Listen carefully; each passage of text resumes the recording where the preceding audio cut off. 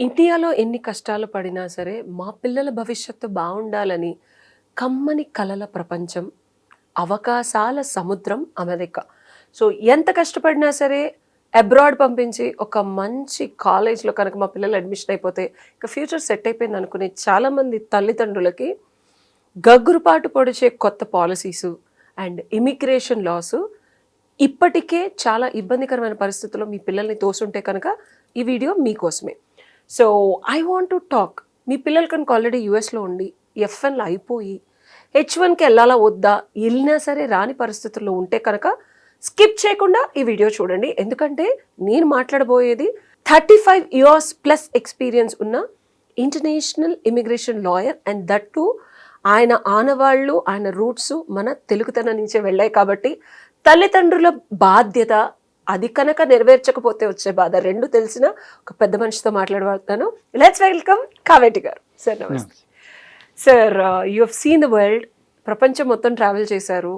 So చిన్నప్పుడే దేశం వదిలేసి you went to Australia, you become an advocate and London and then America.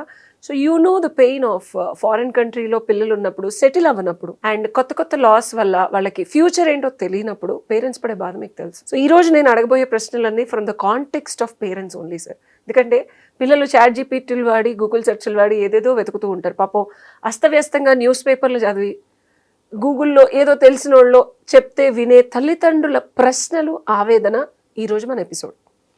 So already పిల్లల్ని 20 లక్షలు 30 లక్షలు అప్పో సొప్పో చేసో లోన్లు తీసుకొని ఫారెన్ పంపించుంటారు. వాళ్ళు ఏదో కష్టపడో కింద పడో ఆడ్ జాబులు చేసో ఎంతో కొంత ట్యూషన్ ఫీజు కట్టి ఓపీటీలు అండ్ సిపిటీలు కూడా చేసిన వాళ్ళు ఉన్నారు. చాలామందికి ఇది వ్యత్యాసం తెలియదు పేరెంట్స్కి. కరికులం ప్రాక్టికల్ ట్రైనింగ్ కాలేజ్లో ఉన్నప్పుడే ఏదో పాపం కాలేజ్లో ఉద్యోగాలు చేసి ఉంటారు. అయిపోయిన తర్వాత ఓపీటీలో ఉండి అమ్మ వాళ్ళకి వచ్చేస్తుందమ్మా, ఇంకేముంది జాబు, ఇంకేముంది వచ్చేస్తుందని చెప్పడం తప్పించి క్లారిటీ లేకుండా, వస్తుందో రాదో తెలియకుండా వాళ్ళు పడే కష్టాలు, వీళ్ళు భారం మోస్తూ ఆ కన్నీళ్ళు వాళ్ళకి చూపించకుండా వీళ్ళు బాధపడుతూ, ఎక్కడ ఏం చెప్తే ఏమవుతారని వాళ్ళు బాధపడుతూ ఉన్న వాళ్ళకి pathway is what I want. F1 అయిన తర్వాత status of staying back in America, ఒకవేళ H1 కాకపోతే OB1లు ఇలా చాలా ఉన్నాయి. అంటే రీసెర్చ్ ఓరియంటెడ్గా నిజంగా పిల్లలు బాగా చదువుకుంటే కనుక పేపర్స్ చేసి మీలాంటి ఇమిగ్రేషన్ లాయర్స్ దగ్గరికి వస్తే పాసిబిలిటీస్ ఉన్నాయి. ఏమేం పాసిబిలిటీస్ ఉన్నాయి? H1 రిజెక్ట్ అయితే మళ్ళీ వచ్చేయాలా, లేకపోతే అక్కడే ఉంటే ఇంకేం చేయొచ్చు? బ్రిలియంట్ క్వశ్చన్ అడిగారు. చాలామంది స్టూడెంట్స్ అమెరికాకు వచ్చిన తర్వాత మీరు అన్నట్టుగానే సిపిటీలు ఓపీటీలు చేసిన తర్వాత కన్సల్టింగ్ కంపెనీస్ను పట్టుకొని H1 చేయించుకోవడానికి ప్రయత్నాలు చేస్తుంటారు. మెనీ టైమ్స్ H1 పికప్ కానప్పుడు, లేకపోతే H1 ఫైల్ చేసినా కూడా చాలామంది ఎంప్లాయర్స్ ఏం చేస్తున్నారంటే H1 అప్రూవ్ కాకముందే విడ్రా చేసుకుంటున్నారు. కొంతమంది ఏం చేస్తున్నారు, ఎంప్లాయర్స్ H1 అప్రూవ్ అయిన తర్వాత కూడా ఆ స్టూడెంట్స్కు చెప్పట్లేదు మీ H1 అప్రూవ్ అయిందని. ఎందుకంటే H1 అప్రూవ్ అయిన తర్వాత 30 డేస్లో వాళ్ళకు ఉద్యోగం ఇచ్చి పేరోల్లో పెట్టాలి. మరి డిఫరెంట్ ప్రాబ్లమ్స్ ఉన్నాయి స్టూడెంట్స్కి. మరి వాళ్ళకున్న రెమెడీస్ ఏమిటి? ద ఫస్ట్ క్వశ్చన్, ఒకవేళ H1 పికప్ కాని వెడల, లాటరీలో కానీ H1లో అప్రూవ్ కాని వెడల you're on a student visa. చాలామందికి ఈ విషయం తెలియదు ఏంటంటే అందరూ కూడా H1 చేసుకోవాలనుకుంటారు. అవును, H1 కాకుండా J1 కూడా చేసుకోవచ్చు. రీసెర్చ్ అన్ని చేసి no, it's a training. You can join some IT consulting company and you are getting a training and working. That is called J1 visa. Oh. Many people don't even know this. I too don't know. Nobody knows. So we have done some J1 visas in the past. Ante enti employer qualify avvali. The beauty of J1 enti ante idi chaala mandi immigration lawyerle gaani chaala mandi chat GPT lo Google lo search chesina kuda raani answer enti ante, for example, if you have completed your masters, you are a fresh graduate. మరి మీరు fresh graduate అయినప్పుడు మీకు ఉద్యోగం రాదు. ఎందుకంటే ప్రతి ఒక్క job, employment మీకు కనీసం 3 years అన్నా 5 years అన్నా ఎక్స్పీరియన్స్ ఉండాలి అని అడుగుతారు. ఆ ఎక్స్పీరియన్స్ లేనప్పుడు మీకు ఉద్యోగం రాదు. చాలామందికి నచ్చదు నేను చెప్పేది. ఎందుకంటే ఎస్పెషల్లీ ఐటీ కంపెనీ వాళ్ళకు ఉన్న స్టూడెంట్స్కి నచ్చదు. చాలామంది ఐటీ కంపెనీ వాళ్ళు ఉన్న స్టూడెంట్స్ ఏం చేస్తారంటే దే కుకప్ ది ఎక్స్పీరియన్స్, అంటే ఫేక్ ఎక్స్పీరియన్స్ పెట్టి సంపాదిస్తారు ఉద్యోగాలు. ఇప్పుడు ఈ మధ్యకాలంలో వాళ్ళు ఏం చేస్తున్నారు, బ్యాక్గ్రౌండ్ చెక్. అన్నిట్లలో దొరికిపోతున్నారు. If you're doing that it's an offence. So దాని బదులు ఈ ఎంప్లాయర్స్ ఎవరైతే ఉద్యోగాలు ఇవ్వాలనుకుంటున్నారో ఈ ఐటీ కంపెనీ వాళ్ళు కంపెనీ క్వాలిఫై చేయించుకొని J1 వీసా కూడా చేయొచ్చు. ఓకే. అండ్ J1 వీసాలో ప్రివేలింగ్ వేజ్ రిక్వైర్మెంట్స్ లేవు. అంటే మీరు 70,000 80,000 ఇచ్చి ఉద్యోగాలు ఇవ్వాల్సిన అవసరం లేదు. Okay. So prevailing wage attract అవ్వదు. అంటే మీకు స్లాబ్ ఉంటది, ఇంత కంపల్సరీ ఇవ్వాలి అనేది లేదు. ఓకే. డిపార్ట్మెంట్ ఆఫ్ లేబర్ దగ్గర పర్మిషన్ అవసరం లేదు. J1 మీరు ఆఫర్ ఇచ్చేసి J1 DS ఫామ్ నింపేసి J1 కూడా ఫైల్ చేసుకోవచ్చు. మీరు ఏ కంపెనీలు అలా చేయొచ్చు? ఎవరైనా కంపెనీలు కొన్ని ఇయర్స్ ఎక్స్పీరియన్స్ ఉండి వాళ్ళకు $500 to $1 million రెవెన్యూస్ ఉండి వాళ్ళకు ఒక బిజినెస్ ప్రిమైసెస్ ఉండి వాళ్ళు ఒక ట్రైనింగ్ ప్లాన్ రెడీ చేసుకొని కొన్ని కంపెనీస్ ఉంటాయి, వాళ్ళని వచ్చి ఆడిట్ చేసి వాళ్ళను ఎలిజిబిలిటీను క్వాలిఫై చేస్తారు. ఇలాంటి వీసాలు అప్రూవ్ చేయడానికి, అప్లై చేయడానికి. Yes, then you can apply for J1. ఆ J1 1 year to 3 years ఇస్తారు. ఆ J1 కూడా మీరు ఇండియాకి వచ్చి స్టాంపింగ్ కూడా వేయించుకోవచ్చు. Okay. That is the brilliant remedy for all these guys. అందులో లాటరీ సిస్టమ్ లో రారు. ఓ, అప్లై చేసిన వాళ్ళకి మాక్సిమం వస్తుంది, టెన్షన్ ఉండదు ముందు. సో అంటే మినిమం వేజ్ తో కూడా మీకు ఉద్యోగం ఇచ్చారనుకోండి, సో వాళ్ళు ఒక ట్రైనింగ్ ప్రోగ్రామ్ డిజైన్ చేయాలి ఆ కంపెనీ వాళ్ళు. సో ట్రైనింగ్ ఇస్తూ వీళ్ళకి ఉద్యోగం ఇచ్చినట్ట. అదే కంపెనీలో ఇవ్వాలా లేకపోతే వేరే కంపెనీలో కూడా చేసుకోవచ్చు వాళ్ళు? అంటే ఆ ఎంప్లాయర్ త్రూనే, అదే వేరే సాఫ్ట్వేర్ జాబ్ లో H1 పెట్టినట్టు కూడా వీళ్ళు పెట్టచ్చు. సో H1 అప్లై చేసే వాళ్ళు J1 అప్లై చేయొచ్చా ఆ కంపెనీ? కానీ ఇది ఎందుకని ఎవరు చెప్పరు బయటికి? H1 కన్సల్టెంట్ ఎవరు లక్షలు తీసుకొని తెలీదు వాళ్ళకు కూడా తెలీదు. J1 చేయించుకోవచ్చు. చాలా మంది ఇప్పుడు ఏమవుతుందంటే అమెరికాకు చాలా జాబ్ క్రైటీరియాస్ కోసం వస్తారు. ఫర్ ఎగ్జాంపుల్ ఇప్పుడు మీరు చూడండి, MBBS చదివిన వాళ్ళు అమెరికాకు హెల్త్ మేనేజ్మెంట్ సైన్స్ చదవడానికి వస్తారు. మరి వచ్చినప్పుడు వాళ్ళకు హాస్పిటల్లో H1 ఇవ్వకపోతే మరి J1 కూడా ఇస్తున్నారు కదా డాక్టర్స్కి. అవును, వాళ్ళకి ప్రాక్టికల్ ఎక్స్పీరియన్స్ కోసం రియల్ టైమ్. నేను ఒక తెలుగు వాళ్ళ దగ్గర చూసాను. So that got extended. J1 ఇస్తారు డెఫినెట్ గా. ప్రాక్టికల్ ఎక్స్పీరియన్స్ అండ్ ట్రైనింగ్ వీళ్ళ దాంట్లో క్లినిక్ లో ఇచ్చి still they can go and work in the hospitals because I have spoken with one of the person like that. Correct. So అది J1 visa. ఆ J1 visa చాలా, ఇప్పుడు for example somebody has done ఇక్కడ dentistry చదివి డెంటిస్ట్లు అయ్యేసి అమెరికాకు వచ్చి మళ్ళీ dentist అవ్వాలనుకుంటారు. మరి డెంటిస్ట్ అవ్వాలనుకుంటే అక్కడికి వచ్చిన తర్వాత మీరు ఏదో ప్రోగ్రామ్ కోసం వస్తారు. వచ్చిన తర్వాత you want to work in some dental institution లేకపోతే నాన్ ప్రాఫిట్ ఆర్గనైజేషన్స్లో కొన్నిట్లలో మీకు ఉద్యోగాలు ఉంటాయి. మరి వాళ్ళు H1 చేయడానికి అర్హులు ఉండరు, J1 కూడా చేసుకోవచ్చు. కొంతమంది H1 అర్హులు ఉంటారు, కొంతమంది J1 అర్హులు ఉంటారు. సో H1 చేసే వాళ్ళు J1 కూడా చేయొచ్చు. So this is the remedy for lot of these people those who are looking for a lottery. ఇప్పుడు లాటరీ సిస్టంలో ఇప్పుడు కొత్త ప్రజెంట్ అడ్మినిస్ట్రేషన్ ఏమన్నారు, ఫస్ట్ లాటరీ $250,000 శాలరీ ఇచ్చే వాళ్ళకే తీస్తామన్నారు. సెకండ్ వచ్చి 180, థర్డ్ వచ్చి 120, దాని తర్వాత లాస్ట్ వచ్చి 4th లెవెల్.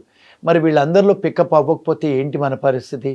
అదే ఎంప్లాయర్స్ J1 కూడా క్వాలిఫై చేసుకొని, ఎంప్లాయర్ క్వాలిఫై అవ్వాలి, దాంతో ఎంప్లాయీ క్వాలిఫై చేయించుకొని J1 కూడా చేయించుకోవచ్చు. సో మీకు తెలిసిన వాళ్ళు ఎవరైనా ఉన్నారా, లేకపోతే మీరు ఏమైనా చేస్తారా ఇట్లాంటివి? మేము క్లయింట్స్కు అడ్వైస్ చేసాము, మా ఫర్మ్ నుంచి చేయించాము కూడా. J1 అప్రూవల్స్ కూడా వచ్చాయి. J1 నుంచి మళ్ళీ H1 కూడా చేసుకోవచ్చు తర్వాత. There is no restriction. So J1 లో ఎలిజిబిలిటీ ఉన్నప్పుడు H1 అప్లై కూడా మనం ట్రై చేసుకోవచ్చు. బట్ స్లాబ్ లో చూసుకోవాలి, ఎంత స్లాబ్ అనేది చూసుకోవాలి. And employer can still file and try. Pick అయినా అవ్వకపోయినా 1, 2, 3 లో. So that's a legal stay back. Absolutely legal Srirama రక్ష. Absolutely yes. ఇంకోటి ఏంటంటే చాలాసార్లు చాలా మందికి తెలియదు ఇవన్నీ. ఎందుకంటే F1 నుంచి H1 రాకపోతే మళ్ళీ F1 చేసుకుంటారు, మళ్ళీ ఇంకో మాస్టర్స్ చేస్తారు, డబుల్ మాస్టర్స్ చేస్తారు, మళ్ళీ ఇంకో మాస్టర్స్ చేసి మళ్ళీ PhDలు చేస్తారు. ఇప్పుడు ప్రజెంట్ అడ్మినిస్ట్రేషన్ పాలసీస్ ఏంటంటే అది కూడా మార్చేస్తున్నారు. ఏమంటున్నారంటే మీరు సెకండ్ మాస్టర్స్, థర్డ్ మాస్టర్స్ చేయడానికి లేదు, మీ ఆబ్జెక్టివ్ ఏంటి, ఎందుకు ఉన్నారు ఇక్కడ, ఎడ్యుకేషన్ ఆబ్జెక్టివ్ ఏంటి, ఇంటెన్షన్ ఏంటి, ఎందుకు వచ్చారు, ఎందుకు కంప్లీట్ అయిన తర్వాత ఎందుకు ఉండాలనుకుంటున్నారు, ఆ మార్పులు చేర్పులు కూడా చేస్తున్నారు. ఇప్పుడు ఆ మార్పులు చేర్పులు చేస్తే మన వాళ్ళు అక్కడికి వచ్చిన వాళ్ళు ఒక F1 నుంచి ఒక మాస్టర్స్ చేసి మళ్ళీ ఇంకొక మాస్టర్స్ చేయడానికి వీలవ్వదు. పిహెచ్డీలు చేస్తే ఉన్నా వీలవుతుందేమో, but PhDs are very expensive and expensive. time taking. Time 4 taking, years, 5 4 years. years. When I was in Utah back in 2008, ఏదో ఫియాన్సీల్ని స్టూడెంట్ వీసాల మీద తీసుకొచ్చేసారు, ఏదో రకంగా తెచ్చేశారు, and they got pregnant and they enrolled in to PhDs. Masters నుంచి పిహెచ్డీస్కి పర్లేదు extended. So ఈ పిల్లలు పుట్టారు. Now they were like 18 and 17 when I was looking back.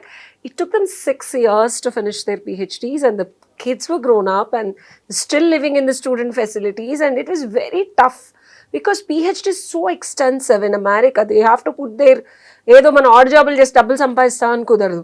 And it's too tough to north Indians, mostly Telugu వాళ్ళు అంత కష్టపడరు.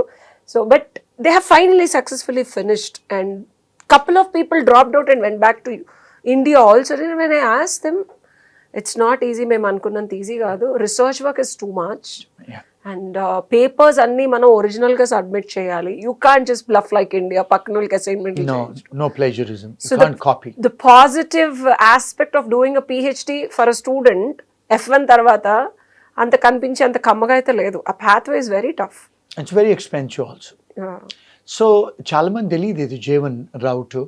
అంటే మీ చూసే మీ ఆడియన్స్కి చెప్పేది ఏంటంటే, get in touch with some lawyers and get your, అంటే కన్సల్టెన్సీ కంపెనీస్ క్వాలిఫై అవ్వాలి. వాళ్ళు వచ్చి ఆడిట్ చేస్తారు, మీ ఆఫీస్కి వస్తారు, చూస్తారు. మిమ్మల్ని క్వాలిఫై చేసిన తర్వాతనే మీరు ఆ J1 ఫైల్ చేయడానికి, ఆఫర్ చేయడానికి ఆ ట్రైనింగ్ ప్లాన్ అంతా రెడీ చేసుకున్న తర్వాత ఫైల్ చేసుకోవచ్చు. So that's a biggest remedy available for F1 students, those who want to stay in the country. And రెండోది ఏంటంటే, obviously after your PhD you can apply for EB1 కేటగిరీలో, extraordinary ఎబిలిటీలో మీకు international publications ఉన్నాయి, లేకపోతే మీకు ప్యాటెంట్స్ ఉన్నాయి, copyrights ఉన్నాయి. అలాంటివి ఉన్నప్పుడు you can apply for EB1 category, or also you can apply under the extraordinary ability or national interest waiver కింద కూడా ఫైల్ చేసుకోవచ్చు. So our firm is handling lot of such things. ఇంకా ఈ మధ్యకాలంలో ఏం చేస్తున్నారంటే, ఎంఎస్ చేసిన స్టూడెంట్స్ ఎవరైతే ఓపీటీలలో, సిపిటి తర్వాత ఓపీటీలలో 2 years 3 years ఉంటారో, వాళ్ళు ఈ మధ్యకాలంలో ఇండియాలో పిహెచ్డి ప్రోగ్రాంలు జాయిన్ అయ్యి ఇక్కడ 2-3 yearsలో కంప్లీట్ చేసుకొని, ఇండియాలో పబ్లికేషన్స్ చేసుకొని, అవే పబ్లికేషన్స్ అమెరికాలో చేసుకొని, they are also filing petitions under the extraordinary ability. Yes, they are doing. ఆ రౌట్లో కూడా మేము కొన్ని క్లయింట్స్ హ్యాండిల్ చేస్తున్నాము. Lot of people are showing interest in joining in PhD in India also. So they can do PhD anywhere in the world while they are in America. ఈ option కూడా ఉందా? Yes. So అక్కడుండి డిస్టెన్స్లో ఇక్కడ చేసుకొని papers publish చేసి అవి అక్కడ చూపించుకొని ఎలిజిబిలిటీ క్రైటీరియా ఫర్ EB1ని సంపాదించుకొని Yes. అందులో కూడా పెట్టచ్చు Yes, option as a pathway. Yes. EB2 ఏంటి సార్? EB2 అంటే somebody who has a bachelor's degree or master's degree. Bachelor's degree ఉండి 5 years ఎక్స్పీరియన్స్ ఉంటే, మాస్టర్స్ డిగ్రీ ఉండి 2 years ఎక్స్పీరియన్స్ ఉంటే, you come under the EB2 category. It's a classification that you have a post graduate degree ఉందని, higher degrees అని. దానికి వాళ్ళు 2 years experience ఉంటే you are eligible to apply under EB2 category. దానివల్ల ఎన్ని రోజులు మనకి వీసా వస్తుంది? అది ఇప్పుడు 15 to 18 years waiting period to get a green card for Indians. Unfortunately Chinese, Indians, Filipinos, Mexicans, long waiting period. So that's not a possibility.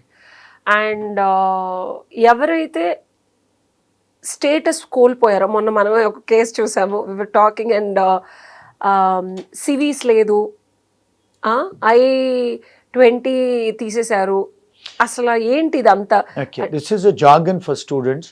SEVIS అనేది ఏంటంటే ఇంతకుముందు లేదు స్టూడెంట్స్కి. వాళ్ళు మన అమెరికాలో ఏం చేశారంటే, బికాస్ 9/11 చేసింది స్టూడెంట్సే, అప్పటి నుంచి వాళ్ళు రివాంప్ చేసి సెవిస్ అనేది నంబర్ పెట్టారు. ఒక్కొక్క స్టూడెంట్కి ఒక ఐడెంటిఫికేషన్ నంబర్ అది.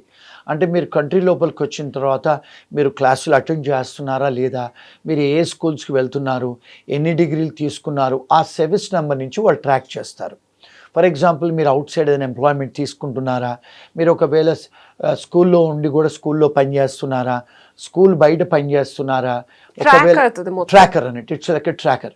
మోస్ట్ ఆఫ్ ద టైమ్స్ ఏమవుతుందంటే చాలాసార్లు స్టూడెంట్స్ వాళ్ళకు ఒంట్లో బాగాలేకపోతేనో లేకపోతే వాళ్ళు ఇండియాకి వచ్చి వెనక్కి వచ్చినప్పుడు బ్రేక్ తీసుకున్నప్పుడు అలాంటప్పుడు ఏమవుతుందంటే సర్వీస్ డిస్కంటిన్యూ అవుతుంది. సో అది they have to make sure when they go back to school వాళ్ళు చెక్ చేసుకోవాలి సర్వీస్ యాక్టివ్ ఉందా లేదా. ఒకవేళ సర్వీస్ ఇన్యాక్టివ్ అయినా సర్వీస్ టర్మినేట్ అయినా మీరు ఇల్లీగల్ అయిపోయినట్టు. ఎగ్జాక్ట్లీ. ఇల్లీగల్ అయిపోతే మీరు కంట్రీలో ఉండటానికి వీల్లేదు, క్లాసులు అటెండ్ చేయడానికి వీల్లేదు, ఉద్యోగం చేయడానికి వీల్లేదు, ట్రావెల్ చేయడానికి వీల్లేదు ఇంటర్నేషనల్లీ. సో ఇది వెరీ ఇంపార్టెంట్ సర్వీస్ అనేది. స్టూడెంట్స్ కూడా చాలామంది స్టూడెంట్స్కు సర్వీస్కు సంబంధించిన విషయాలు తెలియదు, పేరెంట్స్కి అయితే అసలే తెలియదు. స్కూల్లో ఎవరైతే డిఎస్ఓలు ఉంటారో డిజిగ్నేటెడ్ స్కూల్ అఫీషియల్స్ కూడా వాళ్ళకు కూడా ఇమిగ్రేషన్ లా అంతగా తెలియదు వాళ్ళకు. So they are also not advising students properly.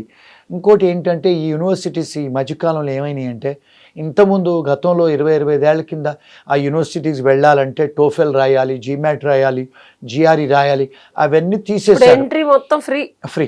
అయితే ఏమైందంటే ఇప్పుడు ఒక వ్యాపారం అయిపోయింది ఎడ్యుకేషన్ ఇన్స్టిట్యూషన్స్. కోవిడ్ తర్వాత చాలా ఎడ్యుకేషన్ ఇన్స్టిట్యూషన్స్ దివాలా తీశాయి. అందుకని ఇప్పుడు ఏం చేశారు, కొంచెం వాళ్ళు లిబరలైజ్ చేశారు స్టూడెంట్స్ అడ్మిషన్, స్కాలర్షిప్స్ ఇస్తున్నారు. మీరు క్లాస్కి వెళ్ళాల్సిన అవసరం లేదు, మీరు జూమ్లో క్లాసులు అటెండ్ చేయొచ్చు, ఆన్లైన్లో క్లాసులు తీసుకోవచ్చు, ఫిజికల్గా యూనివర్సిటీకి పోవాల్సిన అవసరం లేదు. చాలా రెగ్యులేషన్స్ వాళ్ళు లిబరలైజ్ చేశారు. చేసినప్పుడు ఏమవుతుందంటే చాలాసార్లు you don't go to the school, మీరు ఎక్కడో ఉంటారు. ఫర్ ఎగ్జాంపుల్ కాలిఫోర్నియాలో కాలేజ్ ఉంటుంది, న్యూయార్క్లో ఉండి క్లాసులు అటెండ్ చేస్తారు. You're not seeing the DSO, you're not seeing the professor, you're not in touch with the academics అక్కడ. సో అలాంటప్పుడు ఏమవుతుందంటే ఈ మిస్కమ్యూనికేషన్ కంప్యూటర్స్లో మనం ఐటీలో ఈమెయిల్స్ చేయటం, ఫోన్లలో మాట్లాడటం, ది కమ్యూనికేషన్ గ్యాప్స్ వచ్చేసి సర్వీస్ టర్మినేట్ అయిపోతుంది, కొన్నిసార్లు సర్వీస్ కంప్లీట్ అని వస్తుంది. ఇలాంటివి జరిగినప్పుడు మీరు ఇల్లీగల్ అయిపోతారు. ఇల్లీగల్ అయిపోతే then you have to apply for reinstatement again. So students తస్మాత్ జాగ్రత్త. ఎందుకంటే నేనే ఒక క్లాసిక్ కేసు చూసాను. ఆల్మోస్ట్ సార్ 1.5 hours మాట్లాడారు. మన తెలుగు స్టూడెంటే యుఎస్లో ఉన్నాడు, సర్వీస్ స్టేట్మెంట్ అయిపోయింది తెలియదు సార్ అని అలా అంటే కుదరదు అక్కడ. సో తెలుసుకోవాలి, ఇది మన బాధ్యత. ఎందుకంటే మీరు అది కనుక క్రాస్ చెక్ చేసుకోపోతే తల్లిదండ్రులు మీరు కూడా అడగండి ఈ ప్రశ్న మీ పిల్లల్ని. ఇది యూనివర్సిటీలు మారి లేకపోతే కాలేజీలు మారినప్పుడు అనుకోకుండా తెలుసో తెలియకో సార్ చెప్పినట్టు దీనికి ఒక ప్రాపర్ స్క్రూటినీ ప్రాసెస్ కాలేజీలు కూడా ఇచ్చిన వెసులుబాటుల వల్ల యాక్టివ్గా ఉందో లేదో చూసుకోకపోవడం వల్ల మన తెలుగు పిల్లాడు ఆల్మోస్ట్ ఒక 1.5 years నుంచి లీగల్ స్టేటస్ లేకుండా స్టక్ అయ్యాడు. అది అతనికి కూడా తెలీదు. సో ఇది చాలా చాలా ఇన్ఫర్మేటివ్ వీడియో. ఎందుకంటే సెవీస్ యాక్టివ్గా ఉంటేనే మీ పిల్లలు లీగల్గా అమెరికాలో ఉన్నట్టు. అది కనుక లేకపోతే లీగల్ రెమెడీ ఏంటనేది సార్ని అడిగి తెలుసుకుందాం. సార్ ఎగ్జాంపుల్, మన పిల్లలకి తెలుసో తెలియకో యూనివర్సిటీలు మొన్న మన బాబు విన్నట్టు ఒక యూనివర్సిటీ నుంచి ఇండియా వచ్చి మళ్ళీ స్కూల్ అటెండ్ అవ్వకుండా వేరే యూనివర్సిటీకి వెళ్ళి అక్కడ కొన్ని రోజులు మళ్ళీ క్లాసులు అటెండ్ అవ్వక వాళ్ళు తీసేసి సెవీస్ మళ్ళీ డబ్బులు కట్టించుకొని వాళ్ళు ఏమనుకుంటారు, డబ్బులు కట్టించుకున్నారు కదా, యూనివర్సిటీకి వెళ్తున్నాం కదా, క్లాసులకు వెళ్తున్నాం కదా, సెవీస్ అని పట్టించుకోవాలి. ఒకవేళ తెలిసింది అనుకోండి, మనం ఈ వీడియో చూసి పిల్లలు వెళ్ళి క్రాస్ చెక్ చేసుకున్నారు, సెవీస్ యాక్టివ్గా లేదు అని తెలిస్తే రెమెడీస్ ఏముంటాయి? సర్వీస్ యాక్టివ్గా లేనప్పుడు రెమెడీ ఏంటంటే కాలేజ్ వాళ్ళకి వెళ్ళి మనం రీఇన్స్టేట్మెంట్ I-20 తెప్పించుకొని మళ్ళీ అప్లికేషన్ పెట్టుకోవాలి ఇమిగ్రేషన్కి. నెంబర్ 1. నెంబర్ 2, ఈ కాలేజ్ వాళ్ళు నార్మల్గా ఏమిస్తున్నారు అడ్వైజులు అంటే రాంగ్ అడ్వైజులు ఇస్తున్నారు. మీరు కంట్రీ దాటి వెళ్ళండి అని. కంట్రీ దాటి వెళ్ళిపోతే మీరు never you will come back in to the country. మీరు లీగల్ స్టే లేనప్పుడు, ఇల్లీగల్గా సర్వీస్ టర్మినేట్ అయ్యి కంట్రీలో ఉన్నప్పుడు, when you cross the country, when you're trying to re-enter in to the country, వాళ్ళు మిమ్మల్ని రానివ్వరు. ఎందుకంటే కంట్రీ దాటి వెళ్ళమని నిజంగా అబ్బాయి కూడా అదే suggestion was given to the guy from a university. I don't understand. Active legal acceptance in America లేనప్పుడు కంట్రీ దాటి వెళ్తే ఎలా వస్తుంది? అదే ఇది వీళ్ళు ఈ డిఎస్ఎల్ కూడా చాలా మందికి ఇమిగ్రేషన్ లా తెలియదు. వాళ్ళు మీరు కంట్రీ దాటి వెళ్ళండి, మెక్సికోకి వెళ్ళాడంట, వచ్చినప్పుడు వాళ్ళు అరెస్ట్ చేస్తారు, మిమ్మల్ని డిపోర్ట్ చేస్తారు. అలాంటి గెట్ రిడ్ ఆఫ్ కాదు. ఎందుకంటే వాళ్ళు ఇప్పుడు ఏమైందంటే కోవిడ్ తర్వాత లేకపోతే 9/11 తర్వాత వాళ్ళు ఏం చేశారంటే ఇమిగ్రేషన్ ఆఫీసర్స్ను డిప్లాయ్ చేస్తున్నారు. ప్రతి ఒక్క ఇమిగ్రేషన్ ఆఫీసరు ప్రతి ఒక్క యూనివర్సిటీకి వచ్చి ఎవ్రీ 2 months 3 months అన్ని ఫైల్స్ చెక్ చేస్తారు. వాళ్ళు ఆడిట్ చేసినప్పుడు ఎప్పుడైతే స్కూల్స్ ఇర్రెగ్యులారిటీస్ చేస్తుందో అలాంటి వాళ్ళకి కనపడ్డప్పుడు వాళ్ళు ఏం చేస్తున్నారు, ఆ ఫెసిలిటీ F1 ఇచ్చే ఫెసిలిటీ తీసేస్తున్నారు ఇమిగ్రేషన్ వాళ్ళు. ఆ తీసేస్తే మీకు వ్యాపారం పోద్ది. అందుకని to get rid of this illegal students in the school they are saying just terminate అయిపోయిన తర్వాత మీరు వెళ్ళిపోండి కంట్రీ వదిలేసి, మళ్ళీ రండి మేము ఇంకో I-20 ఇస్తామంటున్నారు. అంటే ఏంటి, just to get rid of the students who are illegal in the country. But అది వీళ్ళకి తెలియట్లేదు కదా, తెలియదు స్టూడెంట్స్. మళ్ళీ డబ్బులు కడుతున్నారు కదా.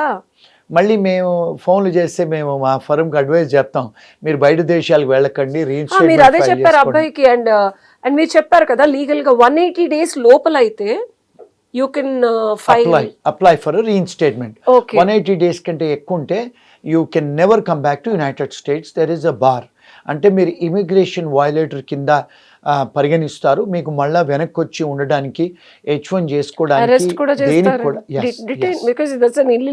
వాళ్ళు చాలా స్ట్రిక్ట్ గా ఉన్నారు. Absolutely, you cannot get anything. So you have to be very careful.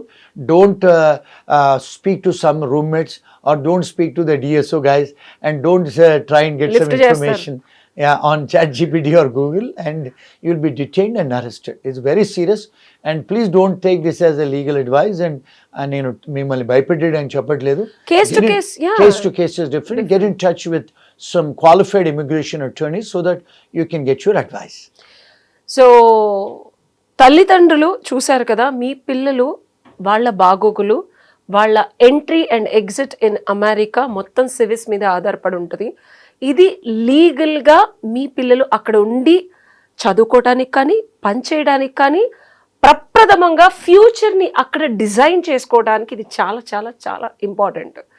ఇది వైలేట్ చేసి మీ పిల్లలు అక్కడ ఏదో పిచ్చి పిచ్చిగా వాళ్ళని వీళ్ళని అడిగేదో చేస్తున్నారు అనుకుంటే కనుక ఇమీడియట్గా ఎక్స్పర్ట్ ఇమిగ్రేషన్ లాయర్ని కన్సల్ట్ చేసి డెఫినెట్గా కింద ఉన్న నెంబర్కి కానీ మీ కామెంట్ బాక్స్లో పెడితే I will try to give you proper answers. Because case to case ఇది డిఫరెంట్గా ఉంటుంది. ఇదే ప్రాపర్ లీగల్ అడ్వైస్ కింద తీసుకోకండి, ఇది ఓన్లీ ఇన్ఫర్మేషన్ కోసం మాత్రమే చెప్తున్నాను. సో డెఫినెట్గా ఇది చాలా చాలా ఇంపార్టెంట్ అయిన విషయం కాబట్టి ఈరోజు సార్ని నేను స్పెసిఫిక్గా దీని గురించి అడిగాను. So this is something which your kids, అంటే మీ పిల్లలు మీకు చెప్పకుండా ఉండుండొచ్చు, బట్ ప్రశ్న అడగండి, యాక్టివ్గా ఉంటే కనుక పర్లేదు, లేకపోతే ఏం చేయాలి అనే దానికి కూడా సార్ సమాధానాలు చెప్తారు. నెక్స్ట్ వీడియోలు చూద్దాం. Thank you sir. Thank you. And for more videos, please subscribe to iDream. Please subscribe to iDream. Please subscribe iDream. And please subscribe to iDream. For more videos, subscribe to iDream. please like, share and subscribe to the channel. Congratulations, iDream. Subscribe to iDream. Subscribe to iDream. So subscribe to iDream Media. iDream ki iDream team andarki huge congratulations. Please subscribe iDream Media. Please subscribe to iDream. Subscribe iDream. Please subscribe to iDream. iDream అంటే నా కళల ఛానల్ను subscribe చేసుకున్న నోరు తిరుగుతలేదు, మీరైతే గంట గుర్తు కొట్టండి. For more such videos, please subscribe to iDream. Subscribe to iDream. Please subscribe to iDream. Please subscribe iDream Media. Please do subscribe to iDream. Please subscribe to iDream Media. For best entertainment and information, please subscribe iDream. And don't forget to subscribe to iDream.